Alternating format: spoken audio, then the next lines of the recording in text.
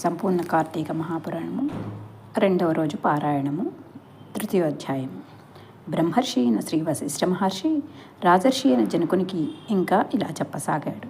రాజా, స్నాన దాన జపతపాలలో దేనిని గాని ఈ కార్తీక మాసంలో ఏ కొద్దిపాటిగా ఆచరించినప్పటికీ కూడా అది అక్షయమై ఫలాన్నిస్తుంది.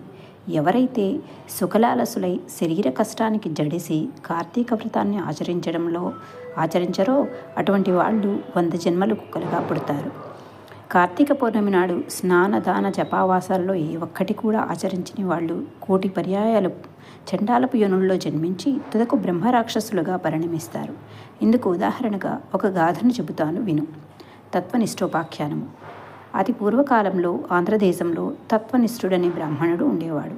సకల శాస్త్ర పారంగతుడు, అసత్యములను పలుకనివాడు, అన్ని భూతముల యందును దయాళువు, తీర్థాటన ప్రియుడు అయిన ఆ విప్రుడు ఒకానొక తీర్థయాత్ర సందర్భముగా ప్రయాణిస్తూ మార్గమధ్యములో గోదావరి తీరాన ఒకానొక ఎత్తైన మర్రి చెట్టు మీద కారు నలుపు కాయఛాయ గలవాళ్ళు, ఎండిన డొక్కలు కలవాళ్ళు, ఎర్రని నేత్రములు గడ్డములు కలవాళ్ళు, గృచ్చపడిన ఇనపతీగలకు మళ్ళీ పైకి నెక్కి ఉన్న తల వెంట్రుకలతో వికృత వదరా విందాలతో కత్తులు కపాలాలు ధరించి సర్వజీవ భయంకరులుగా ఉన్న 3 బ్రహ్మ రాక్షసులను చూశాడు.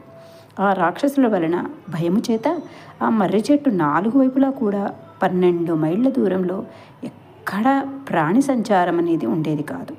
అటువంటి భయంకర స్వరూపులైన ఆ రాక్షసులను అల్లంత దూరం నుంచే చూసిన ఈ తత్వనిష్ఠుడు అదిరిపడ్డాడు. దాంతోపాటే ఆ రాక్షసులు కూడా తనను చూడడంతో మరింత భయపడినవాడై శోకాకుల చిత్తముతో శ్రీహరిని స్మరించసాగాడు. దేవతలకు లోకాలకు కూడా యజమానమైన వాడా, నారాయణ అవ్యయ, నన్ను కాపాడు, అన్ని రకాల భయాలను అంతం చేసేవాడా, నిన్నే శరణు కోరుతున్న నన్ను రక్షించు. ఓ జగదీశ్వర, నువ్వు తప్ప ఇంకొక దిక్కు ఎరుగని వాడను, నన్ను కాపాడు, రక్షించు అని ఎలుగెత్తి స్మరించుచూ రాక్షస భయంతో అక్కడి నుంచి పారిపోసాగాడు.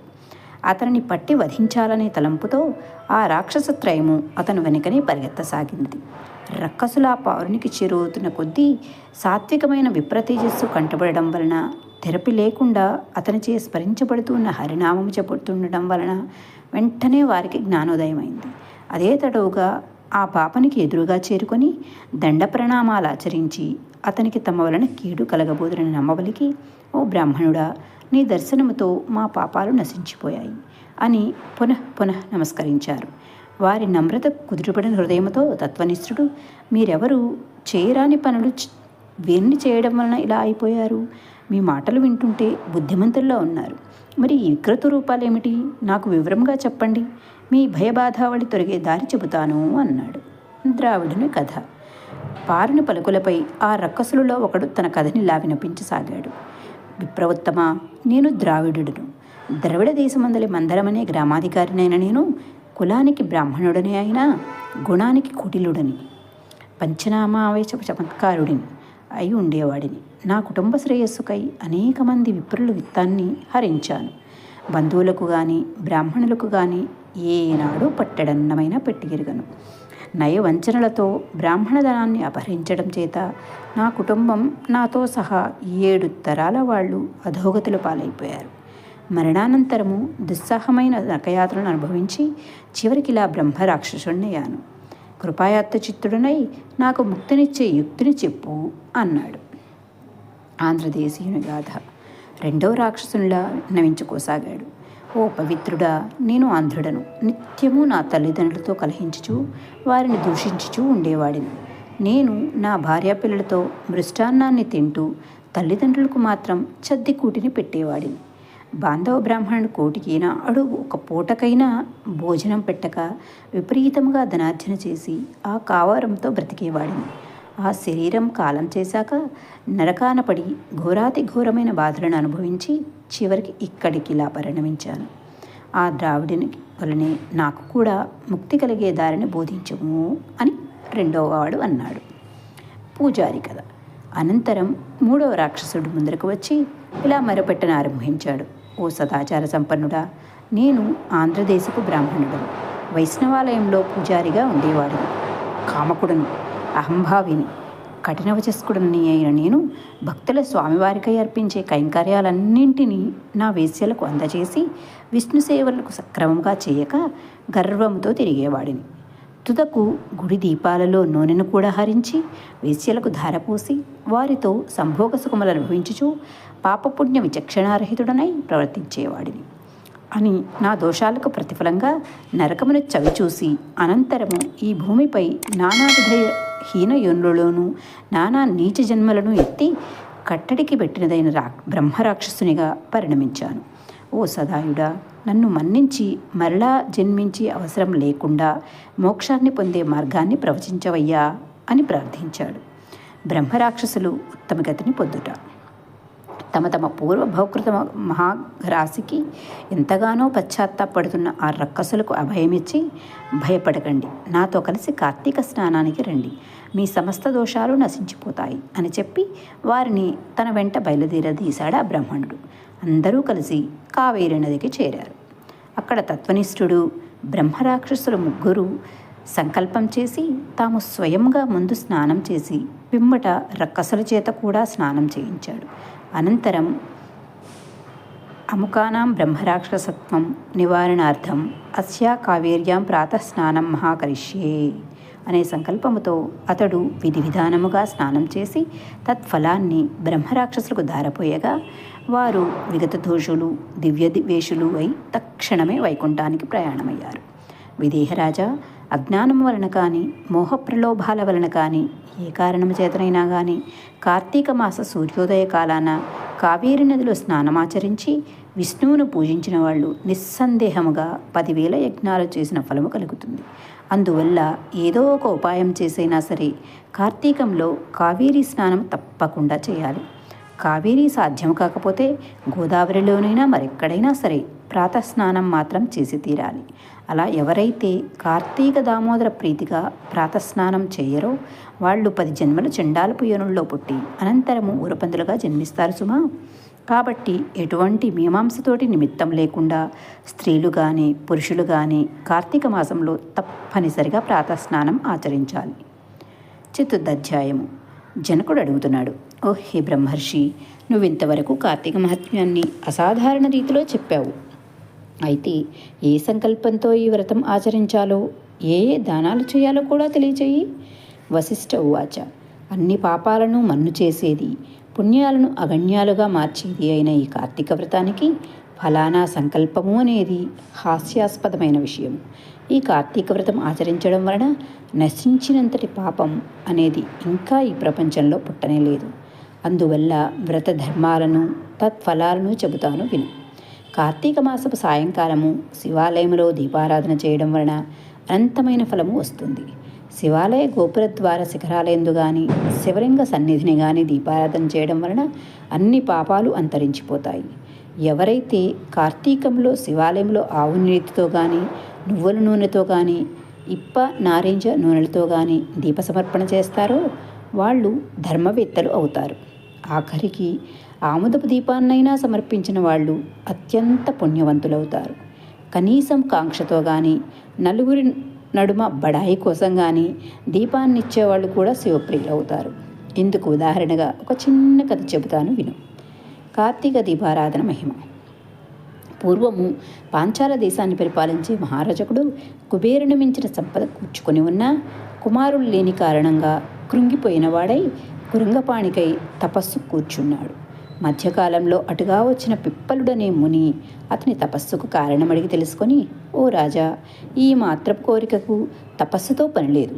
కార్తీక మాసంలో శివప్రీతిగా వ్రతమాచరించి బ్రాహ్మణులను దీపదాన దక్షిణతో సంతోషపెట్టు. అలా చేస్తే నీకు తప్పక పుత్ర సంతానం కలుగుతుందని చెప్పాడు. ఋషివాక్యమును శిరోధార్యముగా తలచి ఆ పాంచాలుడు తన పట్టణమునికి చేరి కార్తీక వ్రతమాచరించి శివప్రీతికై బ్రాహ్మణులకు దీపదానములను చేశాడు. తత్ఫలముగా మహారాణి నిలతప్పి యుక్తకాలంలో పురుష శిశువును ప్రసవించింది. రాజదంపతులు ఆ శిశువుకి శత్రుజిత్తు అని పేరు పెట్టారు. శత్రుజిత్తు చరిత్రము. శత్రుజిత్తు దినదిన ప్రవర్ధమానుడై పెరిగి యువకుడై వీరుడై వేశ్యాంగనాలోరుడై అప్పటికీ తృప్తి చెందక పరస్త్రీ రక్తుడై యుక్తాయుక్త విచక్షణానాస్తికుడై శాస్త్ర ధిక్కారి అయి వర్ణసంకర కారకుడై హితవు చెప్పవచ్చిన వారిని చంపుతానని బెదిరించుచూ స్వేచ్ఛాచారి అయి ప్రవర్తించసాగాడు. అటువంటి సందర్భంలో సౌందర్యరాశి సింహమధ్యము, అరటిదోనుల వంటి తొడలు గలది, పెద్ద పెద్ద పెరుదులు, కుచాలు, కన్నుల కలది, చిలుకవలే చక్కని పలుకులు గలది అని ఒక బ్రాహ్మణ పత్ని తారసిల్లింది. శత్రుజిత్తు ఆమె పట్ల మోహితుడయ్యాడు. అసమాన శౌర్య తేజో విరాజితుడైన ఆ యువరాజు పట్ల ఆ బాపనిది కూడా మోజుబడినది. తత్కారణముగా ఆమె రోజు రాత్రి తన భర్త నిద్రపోగానే సంకేత స్థలంలో రాజకుమారుని కలిసి శృత క్రీడలలో సుఖించేది. రంకు బొంకు దాగవు కదా, ఏదో విధంగా ఈ సంగతి ఆ బావకి తన భర్తకి తెలిసిపోయింది. అది మొదలు అతను ఒక కత్తిని ధరించి ఆ జంటను ప్రత్యక్షంగా చూసి వారు గొంతులు ఉత్తరించాలని తిరుగుతున్నాడు. మహాకాముకురైన జారిని కానీ ఆ శత్రుజిత్తుకు కానీ ఈ సంగతి ఎరుగరు. రోజులు ఇలా గడుస్తూ ఉండగా ఒకానొక కార్తీక పౌర్ణమి సోమవారం నాడు రాత్రి వారు క్రీడలై ఒకానొక శిథిల శివాలయాన్ని సంకేత స్థానముగా ఎంచుకున్నారు. అపరరాత్రి వేళ వాళ్ళు అక్కడ కలుసుకున్నారు. గర్భగుడిలో అంతా చీకటిగా ఉంది. ఆమె తన చీర కొంగు చింపి ఒత్తిని వేసింది. రాజకుమారుడు ఎక్కడి నుంచో ఆమదను తెచ్చాడు. ఇద్దరూ కలిసి అక్కడే ఖాళీ ప్రమిదలో ఆ రెంటిని జోడించి దీపం పెట్టారు. ఆ దీపపు వెలుగులో ఒకరి అందాలొకరు చూసుకుంటూ ఉండిపోయారు.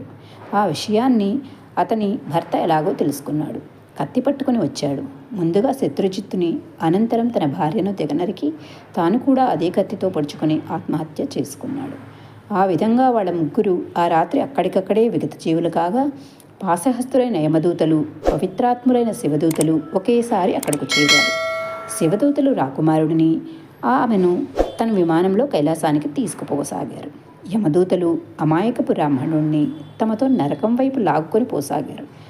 అందుకు అచ్చెరువుడిన అపారుడు, ఓ శివదూతలారా, కాని పని చేసిన వారికి కైలాస భోగము, నా వంటి సదాచారుడికి నరకయోగమునా అని ప్రశ్నించగా, అందులో ఆ శివదూతలు, వీరెంత పాపాత్ములైనా ఈరోజు కార్తీక పౌర్ణమి సోమవారం కాబట్టి శివాలయంలో, అందున శిథిలాలయంలో శివలింగమునకు ఎదురుగా దీపారాధన చేశారు. కనుక వారి పాపాలు నేరాలు నశించి పుణ్యాత్ములయ్యారు. ఏ కారణం చేతనైనా సరే కార్తీక మాసంలో, అందున పౌర్ణమి నాడు, పైగా సోమవారం నాడు దేవాలయంలో దీపారాధన చేయడం వలన అత్యధిక పుణ్యాత్ములైన వీళ్ళని పాపకర్ములుగా భావించి చంపిన కారణంగా నువ్వు పుణ్యహీనుడివి, పాపాత్ముడివి అయ్యావు. అందుకే నీకు నరకము, వారికి కైలాసము అని చెప్పారు. బ్రాహ్మణుడికి శివపార్షాదులకు జరిగిన ఈ సంభాషణను విన్న శత్రుజిత్తు తాను కలుగచేసుకొని, అయ్యలారా, దోషులము మేమై ఉండగా మాకు కైవల్యమిచ్చి మమ్మల్ని చంపి పుణ్యాత్ములను చేసిన ఆ అమాయకుడిని నరకానికి పంపడం భావ్యం కాదు. కార్తీక మాసం దొడ్డదైతే, అందున పౌర్ణిమ గొప్పదే అయితే, సోమవారము మరీ ఘనమైనదైతే, దీపారాధన మరియు పుణ్యకరమైనదైతే మాతో పాటే కలిసి మరణించిన ఆ బ్రాహ్మణునికి కూడా కైలాసం ఇక తప్పదని వాదించడం జరిగింది. తత్ఫలితంగా శత్రుజిత్తు తాను, తన ప్రియురాలు ఆచరించిన ఒత్తి తైలముల పుణ్యము తాముంచుకొని ఆ దీపమును వెలిగించిన పుణ్యమును బ్రాహ్మణునికి ధారపోయగా, శివదూతలు విప్రుని కూడా యమదూతల నుండి విడిపించి తమతో కైలాసానికి తీసుకొని వెళ్ళారు. కాబట్టి ఓ మిథిలానగరాధీశ్వర, కార్తీక మాసంలో తప్పనిసరిగా శివాలయంలో కానీ వైష్ణవాలయంలో కానీ దీపారాధన చేసి తీరాలి. నెల పొడుగునా చేసిన వాళ్ళు జ్ఞానులై తద్వారా మోక్షాన్ని పొందగలుగుతారు. అందున శివాలయంలో చేసిన దీపారాధన నిరంతరం మోక్షప్రదాయనిగా గుర్తించు. నా మాట విని కార్తీక మాసం నెల పొడవునా నువ్వు శివాలయంలో దీపారాధన చెయ్యి. ఏవం శ్రీ స్కాంద పురాణాంతర్గత కార్తీక మహాత్మ్యం చతుర్థాయం సమాప్తం. రెండవ రోజు పారాయణం సమాప్తం. మొదటి రోజు పారాయణము కార్తీక పురాణం డిస్క్రిప్షన్లో ఉంటుంది, ఒకసారి చూడగలరు. సర్వం శివార్పణమస్తు.